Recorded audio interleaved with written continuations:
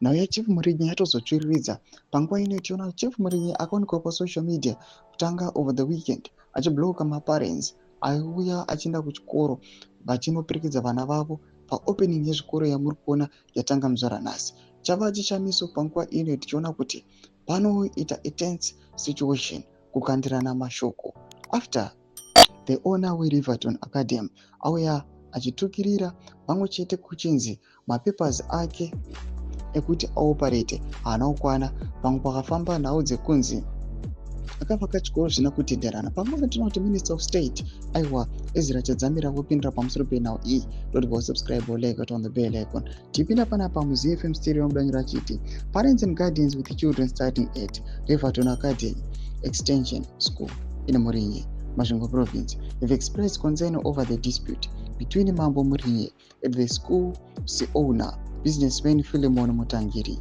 They fear that this conflict will negatively affect the children's education and have urged the government to take steps to resolve the issue. Meanwhile, a meeting to address the impasse has ended with the Minister of State Provincial Affairs and Devolution Ezra Chadzamira saying that classes should continue. He urged the Chief Murinye to follow the law and avoid being disruptive. Chief Murinye had blocked the road leading to the school, arguing that the school's owner had not followed proper procedures.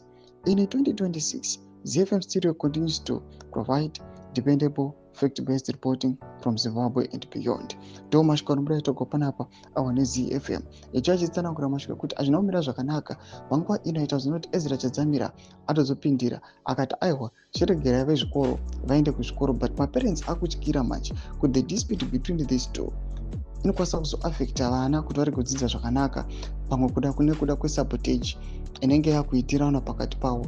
But panguva ino taona kuti the owner wechikoro anzi aiwa ngaachipedzisa nhau dzake. Vamwe vamboti aiwa icorruption, noda kuti vanhu vanyori linked to ZANU-PF vanenge vaida kumbopiwa tumari nezvimwe zvakadaro. Mashoko ari kungotendera pasocial media, vanhu vachingouya vachingotukirirana nekusuggestia. Imbudze mafungiro enyu moti kudii pamusoro pechitiko ichi. Nda comment section medu dzafungiro enyu. So subscribe or like, chat on the bell icon.